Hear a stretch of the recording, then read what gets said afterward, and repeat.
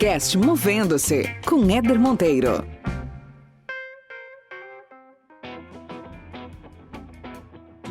Você começa a se questionar, acho que um pouco o sentido do que você faz, né? Engraçado porque não era uma coisa que eu percebia, que eu falei, não, eu nunca quis isso. Eu sempre estive muito feliz dentro do marketing. A parte de ser gestor depois, acho que foi uma das partes que mais me encantaram.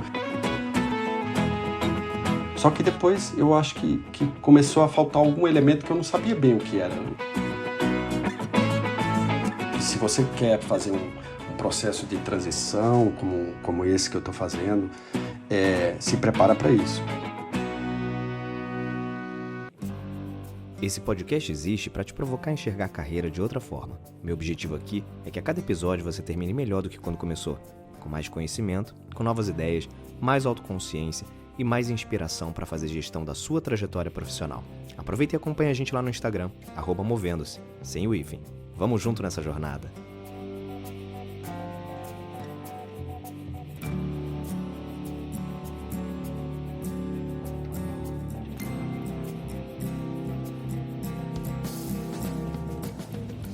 Muito bem, começando mais um episódio aqui no podcast Movendo-se para falar sobre carreira, falar sobre o mundo do trabalho, te dar algumas dicas aqui e com convidados sempre especiais, com pessoas que compartilham suas histórias, compartilham suas vidas, suas rotinas e, por que não, te trazem também alguns insights para você tomar algumas decisões e fazer eventualmente um movimento que você já quer fazer há algum tempo e está só faltando uma inspiração para isso. E eu trouxe um cara aqui, camarada demais, gente boa, aquelas pessoas assim, boa praça, gente boa que você guarda com carinho. A gente já não se encontra tem muito tempo, cacei ele aí no LinkedIn, deixa eu ver onde esse cara tá. E trouxe ele aqui para compartilhar um pouquinho a história dele com vocês que estão ouvindo a gente, que é o Alexandre Trindade. Ale, super obrigado, viu, irmão, por aceitar esse bate-papo. Muito legal ter você aqui no Movendo-se. Cara, eu que agradeço. É uma galeria aí de grandes pessoas aí no teu podcast, então é uma honra ter sido lembrado e convidado para falar um pouco da experiência aí. Show! A gente estava conversando aqui nos bastidores e o Alexandre me confidenciou que ele andou maratonando o podcast, né? Depois que a gente se conectou novamente, ele conheceu um pouco mais o Movendo-se, os conteúdos disponíveis. Então você já sabe que tem uma pergunta inicial de praxe aqui que eu peço, pergunta não, na verdade, eu peço para o meu convidado se apresentar, mas sem falar o que faz. Então, quem é o Alexandre? Conta aí para quem está ouvindo. Cara, é engraçado, você tá pegando uma fase de transformação, né? Então essa pergunta, ela tá em mutação. Por isso que eu te procurei. Então, cara, é um cara com alma nordestina. Nasci no interior de São Paulo, mas fui criado no Nordeste, então tenho muito da cultura do Nordeste, até o sotaque. Eu morei em Areia, uma cidade bem pequena do interior da Paraíba, onde meus pais eram professores da universidade, então a gente foi criado solto, né? Eu e meus irmãos. E depois fui para Campina Grande, que era uma cidade um pouco maior, com melhor condição de estudo, e depois fui para São Paulo fazer faculdade, né? Então eu fui carregando um pouco de cada cultura desses lugares que eu fui passando, e eu acho que isso acabou me fazendo fazendo a pessoa que eu sou hoje, né? Essas mudanças. E, mais uma vez, eu estou passando processos de mudança e isso que me atrai, cara. Sim. Então, esse desafio com esse sentido de descobrir coisas é o que me define bastante, eu acho. Você está passando por uma jornada incrível. Não vou falar agora exatamente sobre o que é, mas compartilha com a gente, olha, um pouco da tua trajetória, cara, de como é que você começou a tua carreira, fala um pouco da tua passagem pelo mundo de telecom, onde a gente se conheceu, e como é que você foi parar nesse universo que você está hoje. Cara, quando eu era mais novo, antes até de escolher a faculdade, eu gostava muito de criação, de imagem e tal, então fui fazer publicidade, né? Quando ainda estava no Nordeste, em Campina Grande, falava, e meu irmão mais velho sempre foi uma referência para mim, começou a entrar para a área de comunicação, jornalismo, e eu falei, cara, puta, esse mundo parece interessante, da publicidade, e aí acabei aplicando para a SPM, fiz a SPM lá nos 4 anos, e logo quando eu cheguei, eu acho que no primeiro ano caiu a ficha do tipo, cara, tem muita gente muito boa nessa área de criação, né?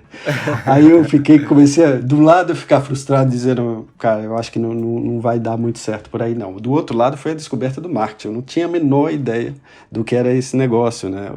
A variedade de coisas, o que ele possibilita. E a SPM, ele forma nos dois, né, na publicidade e no marketing, né? Pelo menos na época era assim, eu acho que hoje em dia talvez um pouco mais separado. E aí o marketing começou a me despertar, né, usar a criatividade de outras formas que não fosse especificamente só em produzir anúncio e tal, né. E aí comecei a aplicar para estágio. Meu primeiro estágio foi na Mil, né, uma empresa que na época não foi nenhum objetivo, era uma oportunidade de estágio. Eu entrei e para mim eu acho que talvez foi muito importante na minha carreira. Eu acho que a experiência de 4 anos que eu comecei como estagiário, depois passei por um programa de trainee e depois fui efetivado e fiquei mais algum tempo lá. Eu acho que é uma empresa que... E na área de marketing? Na área de marketing. Eu entrei, era uma área mais de pesquisa, quando eu comecei a parte do estágio, e fazia pesquisa com médicos, com laboratórios e tal, e pegava ônibus, um trabalho braçal mesmo, de pesquisa, de coletar dados de pesquisa, né? Mas aprendi muito nessa época, né? E também tive a sorte de ter grandes mentores, pessoas que foram muito, muito importantes na minha carreira. Ótimo. E a própria Mil, acho que também tinha na época aquele 231 Mil, né? Tinha toda aquela ferramenta de marketing, o Edson de Godoy, que era o cara que criou a Mil, né, presidente, ele era um cara muito visionário e foi uma escola, assim, foi realmente fantástico para perceber, entender o mundo das organizações. E depois de 4 anos acabou tendo um corte, todos os trainees foram demitidos, porque a Mil estava investindo nos trainees na época para um programa internacional e na época a mudança de governo e tal, a Mil decidiu voltar a investir só no Brasil, em hospitais, e falou, não faz sentido esse mundo de trainees aqui. Aí mandou todo mundo. Aí nesse momento você já começou a conhecer o verdadeiro mundo corporativo, Cara, né? foi. E foi interessante porque era um momento, assim, como não fiquei tão... talvez impactou de forma diferente, porque como os meus colegas também, ex-trainees, todos passaram pela mesma situação, você viu que não era uma coisa pessoal, né, no sentido de, assim, não era comigo, mas era uma circunstância da empresa. E o mais engraçado é que era uma época que estava abrindo uma janela interessante. Eu estava fazendo uma pós na SPM e tinha um colega que tinha entrado na Nextel na época. E a Nextel estava começando no Brasil. E ele falando daquilo nas aulas, e eu passando por aquele processo de demissão, e ele falando com brilho no olho. E eu falei, cara, esse negócio parece interessante, né? E estava entrando na BCP, a Telesp e tal. Eu falei, vou aplicar. Mandei para as 3, Nextel, Telesp e BCP em São Paulo na época.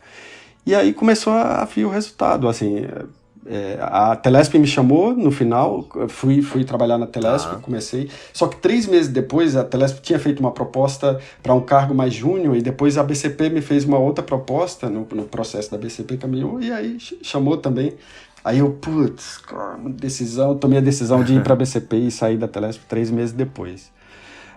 Mas foi uma passagem ótima, e eu acho que esse é um ponto importante, né? Eu acho que à medida que você vai construindo, e se você, mesmo em um processo como esse, você queimar o filme 3 meses depois sair de uma empresa, mas esse mesmo chefe que eu pedi para sair 3 meses depois, quando foi quase 2 anos, ele foi para... A Telesp comprou a operação do Paraná e Santa Catarina, e ele foi assumir uma posição de marketing lá, e ele me fez o convite para ir trabalhar lá com ele numa posição bem bacana. Que legal, montar a área de marketing corporativo que não existia.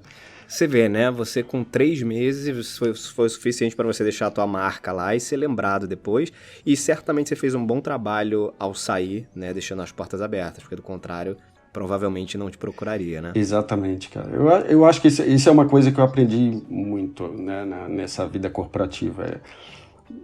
A famosa não cuspir no prato que comeu, é uma coisa meio vulgar, mas eu acho que é simplesmente você reconhecer as coisas boas que você fez na empresa, fazer as boas relações. Total. Às vezes você tem situações que não são muito positivas, né, relações com outras pessoas, mas tentar não levar para o pessoal essas questões, essas coisas que não funcionam muito bem, né?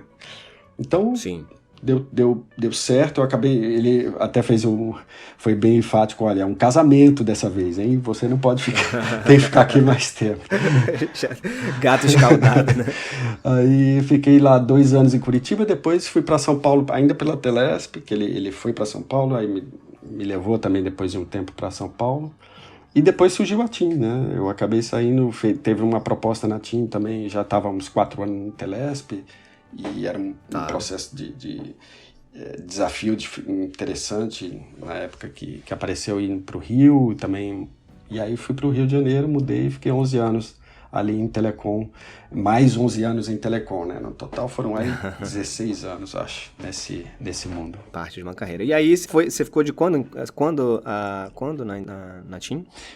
Cara, no total deu 11 anos, né? Eu cheguei lá em 2004, saí em 2016, final de 2015, é. Entendi. Então, desde 2015, você saiu desse mundo de telecom e também do mundo corporativo, certo? Ou você teve alguma passagem depois disso em alguma outra empresa? Não. Desde lá, realmente estou aí desde 2016 sem pisar mais em corporações como funcionário, né? Pelo menos. Então... Entendi. Cara, como é que é isso, Ale? Isso é muito doido, né? Porque é uma carreira construída dentro desse ambiente, né? Onde você passou, desde a tua faculdade, você vislumbrava estar num ambiente, né, de corporação, é o que, em geral, os universitários, pelo menos naquela época, né, desejavam. Hoje em dia até tá um pouco diferente, né? A maioria dos universitários estão querendo montar sua própria startup, né? É verdade. Na nossa época lá atrás era sonho de estagiar, de crescer, ser promovido, aquela coisa toda, né?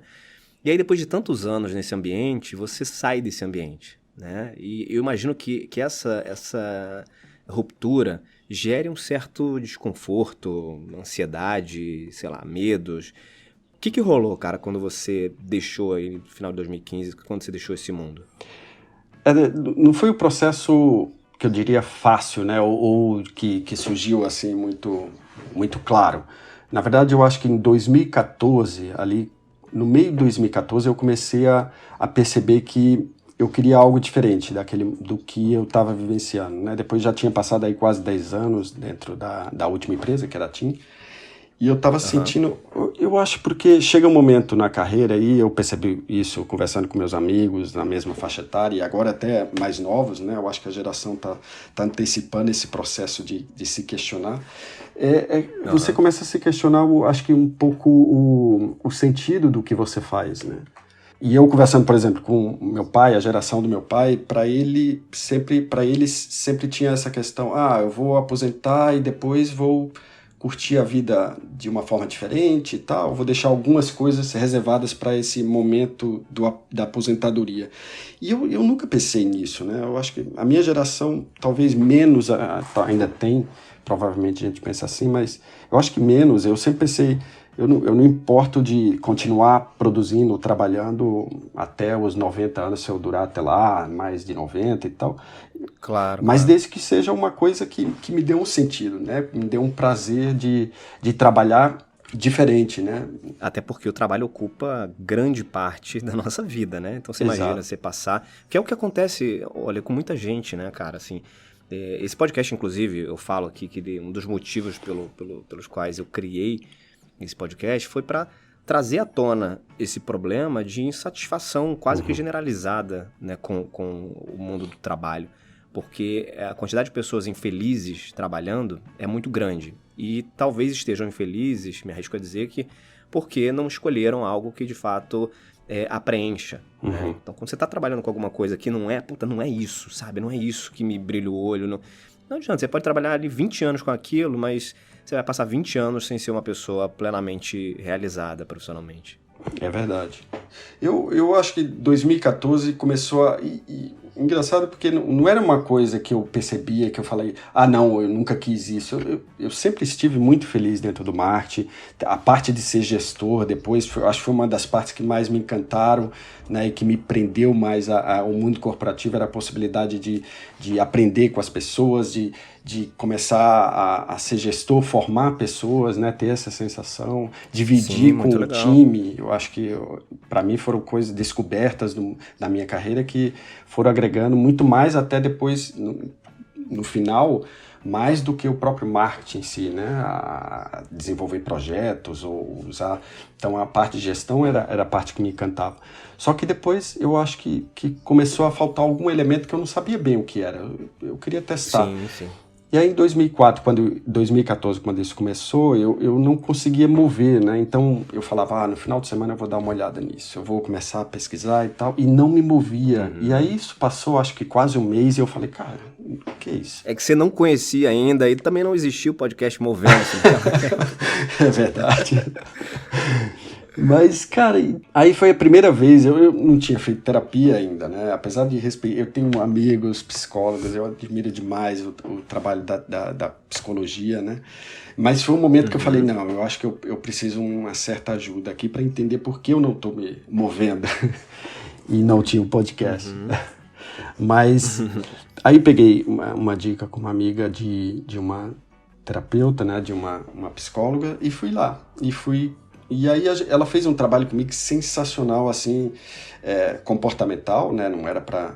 Pelo menos no começo não parecia ser uma coisa que precisava muita profundidade para tratar aquele caso. Ela falou, vamos analisar aqui, depois vamos ver que outros elementos a gente precisa explorar ou ela talvez indicar alguém. Mas enfim, fiquei 3 meses lá e, cara, foi fantástico. Chegou um momento que ela foi explorando a conversa e que me fez entender que...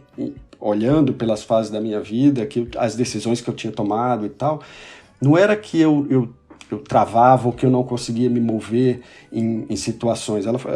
Depois ela falou, isso e etapas da sua vida, você moveu. Então, a percepção que ela teve e que ela me fez cair a ficha era...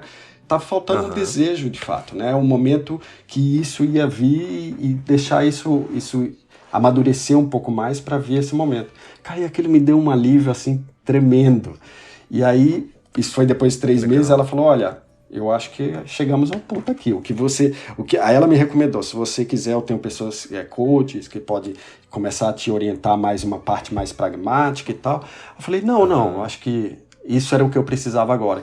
Cara, isso foi metade de 2014 e foi 1 ano e meio praticamente até eu sentir, e eu fiquei bem aquele 1 ano e meio, né? Eu comecei a mudar a minha atitude, a ficar mais leve, porque eu deixei isso ir acontecendo com o tempo. E foi esse 1 ano e meio que me deu a tranquilidade para depois, quando surgiu a oportunidade lá na frente, né? E aí teve uma reestruturação, eu falei, é agora aqui. Muito legal. E deixa eu abrir um parênteses aqui, que você falou sobre a sua iniciativa de procurar uma terapia. E eu falo muito isso aqui, Ale, sobre a importância da gente ampliar o autoconhecimento para qualquer coisa na nossa vida e também para a gente tratar o tema carreira, né? É um fato que existem várias ferramentas possíveis para que a gente possa ampliar o autoconhecimento e a terapia é uma delas. A terapia é uma excelente ferramenta para você olhar um pouco para dentro e resolver algumas questões, entender algumas questões, porque essas questões, inclusive, vão ser importantes para você tomar decisões sobre a tua vida profissional.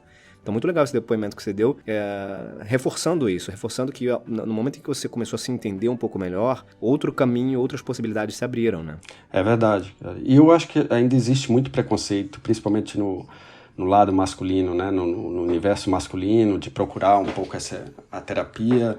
Acho que as mulheres são mais abertas a isso. Isso está mudando, né? Verdade, mas eu ainda vejo muito colegas. E é isso, eu acho que é importante você ver todas o que está na prateleira que você pode usar, né? E a terapia é uma das coisas, e outra era o coach, só que no final, quando eu tomei a decisão para sair mesmo, né? E que saí, até um grande mentor para mim, que sempre foi na minha carreira, me orientou, tem um coach sensacional e tal. Isso era ali no final de 2015, quando eu já tinha saído. Aí eu falei, cara, não sei se eu quero muito agora tratar isso com o coach. Mas fui, né? Porque ele indicou, colocou em contato e tal. E aí, primeira conversa eu percebi, não quero. Eu não quero um momento agora de fazer um plano de ação, definir. Eu quero deixar aberto. E aí foi super importante esse ano sabático, né? De não ter nenhum compromisso com metas, objetivos e tal. Não ter essa cobrança, né? Exato. Então foi bacana. E aí, tá gostando desse episódio? Olha só, tem muito mais conteúdo no podcast Movendo. Se essa é a sua primeira vez por aqui, saiba que a primeira temporada tá cheia de bate-papos interessantes. A segunda temporada já começou também há pouco tempo, já tem muita coisa boa acontecendo. Se você tá ouvindo esse episódio pelo seu celular, dá um print aí na sua tela, marca a gente nas redes sociais, @movendo-se, e não deixa de seguir a gente também lá no Spotify. Vai ser muito bom ter você parte dessa comunidade. Vamos dar sequência aqui. E aí você ficou nesse 1 ano sabático. Você se dedicou a alguma coisa específica, a algo que você já tinha vontade de fazer pela falta de tempo no dia a dia da rotina do trabalho não conseguia? Como é que foi esse teu ano aí de descanso, entre aspas, né? Eu acho que para mim era importante mudar a lente. Todo mundo que falava, eu tô mudando as lentes que eu uso para ver o mundo, né? E aí as escolhas que eu fiz foram... Uma era para parte mais técnica mesmo, eu precisava melhorar meu inglês, sempre foi uma coisa que eu fiquei empurrando com a barriga e que sempre me travou, e até hoje eu vejo que me limitou algumas possibilidades interessantes que eu tive na carreira, e ainda bem que as gerações mais novas eu acho que tem menos esse problema, mas que a minha, ou pelo menos eu, né, acabei deixando isso me limitar um pouco. Então eu queria resolver essa questão do inglês, e outra foi, eu fui mudar essa lente, eu acho que buscando trabalhos voluntários, né? E aí fui para a África do Sul, fui para Namíbia, enquanto estudava inglês, fazia uns trabalhos voluntários lá, também em hospital da Cruz Vermelha, e depois legal, uma reserva. Então isso me ajudou a ficar um pouco mais aberto às possibilidades, né? E a ver o mundo de uma forma diferente. E no mundo corporativo a gente acaba ficando muito duro, né? Eu acho que porque... E ainda hoje eu percebo isso, né? A gente tem essa coisa de querer resolver, né? De querer colocar um fim, de colocar tudo numa ideia de projeto que as coisas têm que terminar imediatamente. E às vezes não é assim, né? A gente precisa amadurecer, a gente precisa questionar ao invés de resolver, né? De solucionar. Então eu acho que foi um processo, e eu tenho aprendido até hoje no mundo acadêmico, é o valor do questionamento e não só da solução. E isso foi importante nesse ano. E aí, depois desse ano, quais foram os teus próximos passos, né? Você está hoje, então, na área acadêmica, isso? Isso. Depois do sabático, eu fiquei em Londres, né? Fui melhorar o inglês, e aí comecei eu quero aplicar para alguma coisa, quero mudar a minha área de conhecimento, então eu vou... Aí tem o IELTS, tem que tirar uma nota boa para aplicar para qualquer mestrado que fosse fazer. E aí fui para Londres, fui com esse objetivo de de aprimorar o inglês. E aí lá eu comecei a procurar que área de conhecimento eu queria. Aí comecei a pesquisar, tem coisas muito ligadas a meio ambiente, outras muito ligadas à assistência social, muito específica. E aí no meio eu achei um curso em UCL, lá em University College London, que estava começando, assim, era o 2º ano, e era uma proposta que chama Global Prosperity, o nome do curso. Eles montaram um curso, um instituto, com esse mesmo nome, onde o objetivo é desenvolver projetos e uma coisa ligado à sustentabilidade, né, com inovação. E aí eu fui no Open Day desse curso, né, eles fazem um dia para apresentar o que é o curso, meio de prospectar. E aí eu falei, caramba, é isso mesmo que eu quero, porque eles buscavam um mix, diversidade, pessoas com diferentes backgrounds e de diferentes regiões do mundo. E aí eu falei, é exatamente o que eu quero, porque não vai me exigir um conhecimento muito grande numa área que eu ainda não tenho, e ao mesmo tempo vai aproveitar o que eu tenho, né, de conhecimento de inovação, de projetos e tal.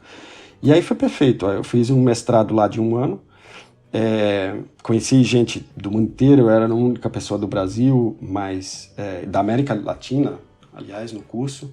E depois tinha algumas aulas que eu fazia também, tem um departamento latino-americano, então fiz aulas lá dentro desse departamento, aulas optativas. E aí foi um mundo de descoberta, né? E aí no meio desse projeto, desse ano, a minha dissertação, porque o mestrado lá aqui na Europa é de 1 ano só, né? Não é como no Brasil que é 1 ano. É 1 ano. Ele é um mestrado, ele é como um MBA, só que em diversas áreas, né? Tá. Ele é uma coisa mais focada, ele não te forma, ele forma como um pesquisador mesmo, como um mestrado no Brasil, né? O mestrado no Brasil, 2 anos no mínimo, você se torna um pesquisador. Aqui é mais um projeto no final que você faz, colocando um pouco esses conhecimentos, mas a parte metodológica não é muito aprofundada. Tá. E aí no meio quando eu fui fazer a dissertação, eu falei, cara, e agora? O que é que eu quero, né? Porque era também um passo para definir aonde eu vou depois daqui.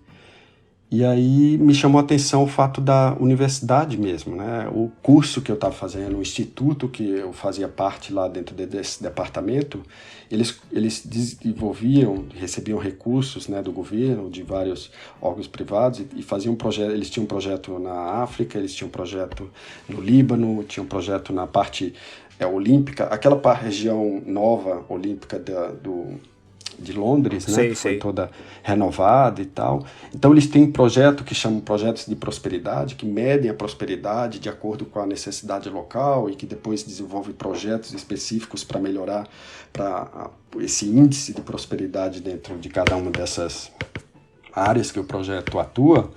E aí eu falei, caramba, isso é interessante, eu não conhecia essa parte do mundo da universidade, né? A gente sempre ouve muito a parte acadêmica. E aí me interessei por isso. Então, fiz a minha dissertação, olhando como as universidades atuam nessa parte que não é só a pesquisa interna ou a parte de ensino, mas é uma parte que se engaja com a comunidade, com a sociedade. Certo. E aí fiz minha dissertação nisso. E aí falei, cara, acho que é por aí que eu vou. Muito bom, cara. E você então tá morando, você comentou comigo que você estava morando em Cambridge, certo? Certo, aí depois que eu apliquei, que eu terminei o mestrado, terminei o projeto, foi bacana, o resultado foi legal, eu falei, e agora o próximo passo? E o próximo passo eu falei, eu tenho que continuar nessa área, porque eu vejo muita oportunidade de entender, e cada vez mais que passa o tempo e a gente vê a nossa situação no Brasil hoje em dia, eu falo, cara, assim, a gente precisa muito de conhecimento, né, de explorar mais a informação e o conhecimento num mundo cada vez mais superficial, né, em termos de colher informação e muita informação. A gente precisa de credibilidade no que está sendo produzido de conhecimento. E eu acho que as universidades têm um potencial enorme e, na verdade, elas estão sendo colocadas de lado. Eu acho que, e aí, minha visão, né? Eu acho que eu estou aprendendo ainda sobre isso. Eu vejo falha dos dois lados, né? Tanto do mundo acadêmico, que se isola dentro de uma linguagem difícil, de um acesso difícil, né? E, do outro lado, uma sociedade que não reconhece o potencial que a universidade pode ter em contribuir para impactar positivamente, né? Então, eu acho que tem um processo, e eu acho que é principalmente ligado à linguagem, né? A comunicação entre esses dois mundos. Tá. E vindo do outro lado, do mundo corporativo, eu acho que eu começo a ver, tem muito potencial aí. Só que é um mundo muito complexo, né? Porque a universidade é um mundo, enfim, a sociedade, todos os nossos dilemas, basta ver o que está acontecendo hoje no Brasil, é muito complexo. Mas, do outro lado, eu fico encantado com as possibilidades que existem. Então, tô indo. Eu apliquei, então, voltando aqui para Cambridge, o doutorado. Era uma coisa que eu não acreditava que ia dar certo. Eu tinha aplicado para Você sabe que isso é um negócio curioso, cara. Tem gente que eu tenho várias pessoas que eu conheço que entraram em mestrado e com um determinado propósito ali de médio, curto prazo e emendaram no doutorado. Talvez a necessidade de aprofundar, né? Acho que quando você vai para uma próxima etapa, que é um doutorado, que é o que você tá indo, é uma necessidade também de aprofundamento, né? No meu caso, com certeza. E o aprofundamento que eu busquei era mais também um lado mais sociológico, né? Eu acho que foi um motivo de eu ter aplicado para Cambridge e estar com a supervisora que eu tenho hoje. Era buscar um pouco mais o lado teórico com um grau de profundidade maior. Porque eu acho que no mestrado eu senti que, era um conhecimento novo, mas eu ainda sentia que estava um pouco na superfície, né? Eu não tinha muito crítica. E hoje, duas coisas que me batem muito e que estou indo lá para... Agora, minha próxima etapa do projeto, terminei o primeiro ano de doutorado aqui em Cambridge, é fazer o trabalho de campo. São duas coisas que me chamam muita atenção na abordagem metodológica, que eu quero é a parte de diálogo e a parte de visão crítica, né? E essas duas coisas, primeiro precisa diálogo, precisa comunicação, precisa dialogar, precisa saber como... E aí o podcast, por exemplo, é uma das coisas que está na minha cabeça de ferramentas que podem estimular esse diálogo. Vamos conversar depois sobre isso. Que eu acho que é muito o teu trabalho. E outra é a visão crítica. E você só pode ter visão crítica quando você mergulha no conhecimento, na teoria. E você começa a descobrir que tem teoria para tudo. Tudo aquilo que você pensava, que você achava que era uma intuição, na verdade tem uma teoria sobre isso. E isso é importante para você formar esse pensamento crítico, né? Agora, juntar os dois, o diálogo e o crítico, acho que é um grande desafio hoje. É um grande desafio, claro. Quando você vê um mundo polarizado, e eu sou testado isso todos os dias, né? Assim, e o Facebook virou, nos últimos anos, minha válvula de escape. Às vezes eu tenho que reeditar coisas, porque vem aquele ímpeto de expressar alguma coisa e depois você começa a se questionar. Bem, peraí, vamos ver de forma diferente. Vamos ver como é que o outro vê isso. Então, é um conflito que eu estou vivendo. Eu estou num processo de transição, né? Ainda tem chão. Ainda tem chão. Para afinar isso, melhorar os argumentos e aprender. E a gente estava conversando, você falou um negócio muito legal, Alexandre. Talvez mais importante do que o ponto de chegada, né, desse processo pelo qual você está passando, é a jornada, né? Como é que está sendo essa jornada? É verdade. Eu acho que aquele primeiro ano que eu te falei do sabático, eu acho que foi importante para desacelerar, né? Porque talvez se eu não tivesse aquele primeiro ano, eu estaria no mesmo ritmo de ativar isso, fazer isso. Então, eu comecei a olhar mais a jornada a partir daquele momento. Depois, talvez as dicas que eu dei aqui seja nessa linha. E eu acho que o reconhecimento da jornada te ajuda a não tomar decisões precipitadas. No meu caso, eu acho que eu poderia, por exemplo, depois do mestrado, já começar a aplicar, já surgia uma proposta ou outra de emprego, e aí seria fechar o ciclo e já começar um outro. Mas seria um ciclo incompleto. E a vantagem de ter esperado... porque você começa a curtir mais essa jornada, né? Você começa a ver que as possibilidades de entender mais sobre esse processo é muito mais interessante do que se eu rompesse ele ou se eu finalizasse ele lá atrás. Entendi. Então, acho que...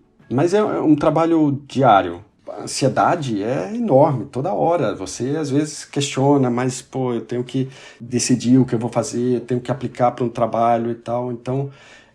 É um processo que não é fácil no sentido de estável, né? Você tem que administrar essa instabilidade de emoções, às vezes. E o mais importante é saber como essa estrada está sendo construída, né?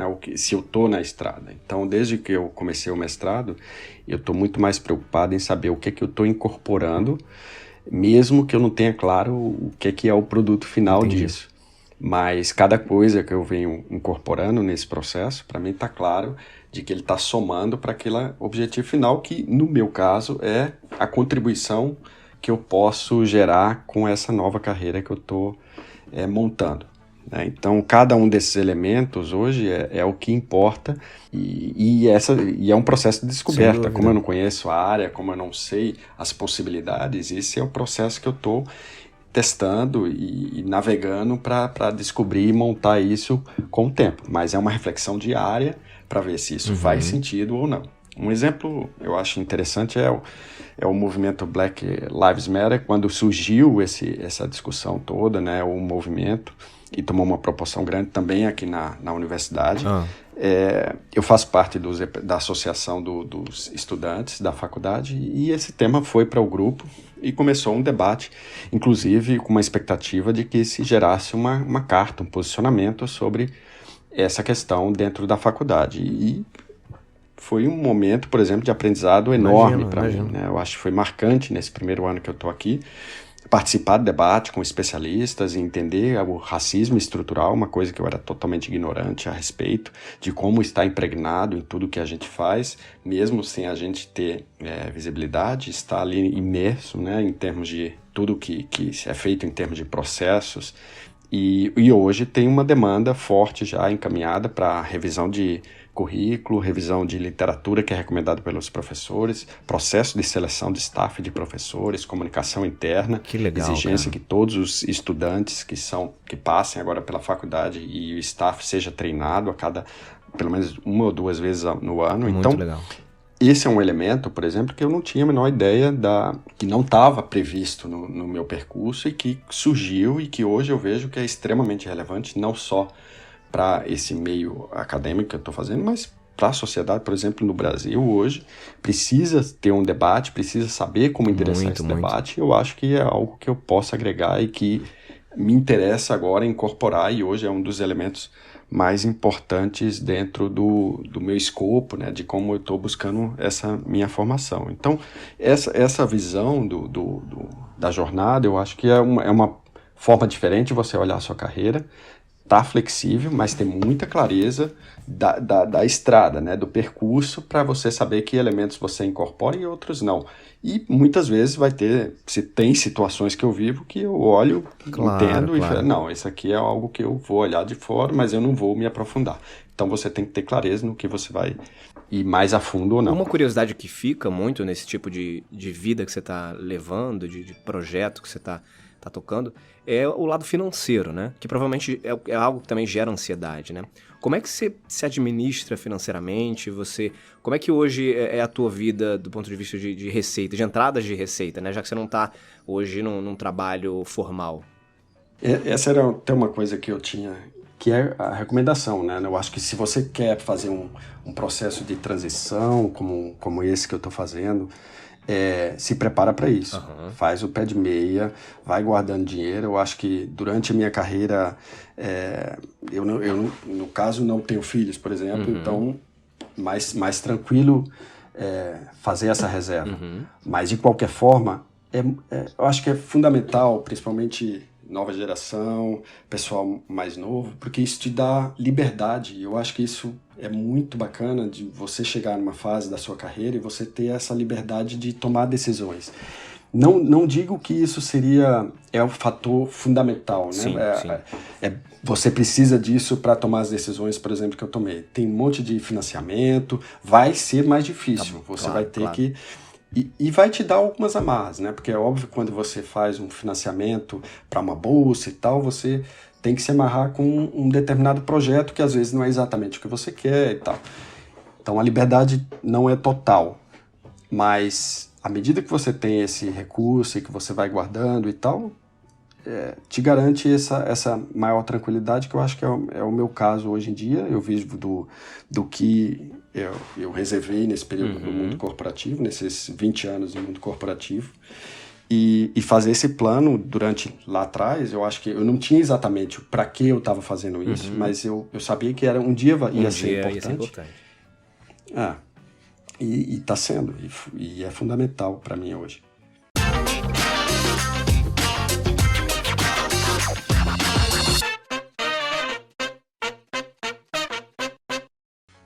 Muito bem, Ale. Vamos entrar aqui na parte final do nosso bate-papo. Você sabe também que temos aqui o Momento Movendo-se, onde o convidado indica algum conteúdo que ele tenha consumido e que foi importante para você, que você acha que vale a pena compartilhar com quem está ouvindo aqui esse nosso bate-papo. Pode ser um livro, um podcast, um filme, uma série, enfim, qualquer tipo de conteúdo que para você foi legal, que você acha que vale a pena compartilhar.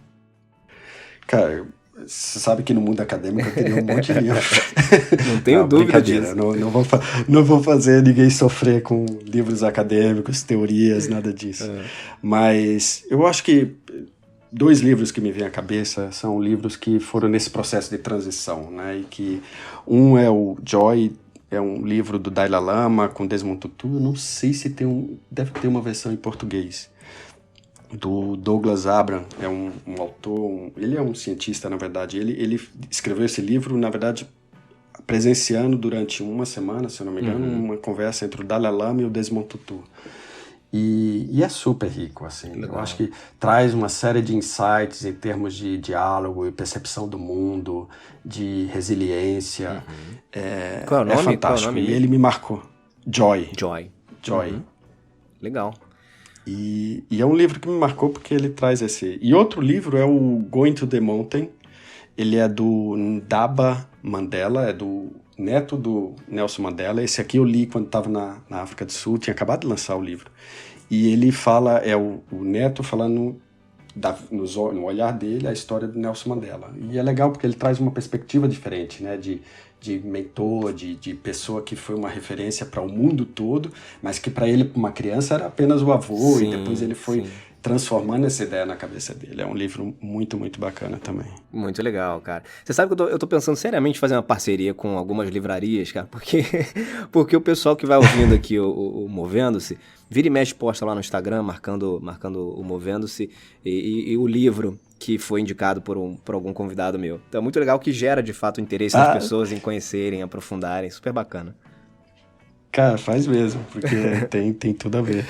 Muito bom. Totalmente ligado. E pra gente fechar esse bate-papo aqui super interessante, Ali, você com essa jornada que você tá vivendo hoje, com o sabático que você fez há um tempinho atrás para repensar a tua trajetória, se você pudesse usar toda essa bagagem que você tem hoje, essa vivência que você tá podendo ter hoje e pudesse ter a chance de conversar com você lá no início da sua carreira, que dica preciosa você daria pra você? O que você falaria pro Alexandre lá de trás? Cara, essa é uma pergunta que... Como eu nunca acreditei muito nessa coisa de... Não que eu não acredito, mas eu nunca tive a sensação de arrependimento ou de coisas que eu consertaria lá atrás. Mas quando eu vi no teu podcast sempre essa pergunta, eu fiquei refletindo e aí algumas coisas vêm à cabeça. Uma é o inglês, como eu falei, né? Eu acho que hoje eu tenho muito nítido oportunidades que eu poderia ter aproveitado mais na carreira. Me impediu na trajetória que eu segui, mas que poderia ter sido até melhor se eu tivesse isso mais bem preparado. E outra coisa, eu acho que essa visão de mundo, né? Eu acho que se eu pudesse dar uma chamada, fica mais atento para o mundo à tua volta, mais curioso. Eu estava lendo, por exemplo, um livro, outra dica, O Povo Brasileiro, da Darcy Ribeiro, quando eu estava nesse processo, e ainda entendo um pouco do Brasil, né? E aí a gente precisa dessa sensibilidade. Aí fiz uma viagem, também tinha viajado o mundo inteiro não, muita coisa no mundo, e nunca tinha, muitos países, e não tinha ido para a Amazônia. E aí fui isso, o ano passado com meus pais lá, e aí foi uma descoberta. E aí hoje em dia todos os amigos eu falo, cara, não vai para Disney esse ano, só vai num barco, para você ficar num barco na Amazônia ouvindo a natureza, uma noite, vai mudar a tua vida, tua percepção de vida. Então essa questão de se conectar mais com o Brasil, eu acho que é o que falta hoje muito no nosso povo, na gente, né, ainda, de entender a nossa história e valorizar isso. Então eu acho que essas duas coisas eu puxaria mais ao Alexandre ali de 20 e poucos anos, que olhasse mais atento a essas questões.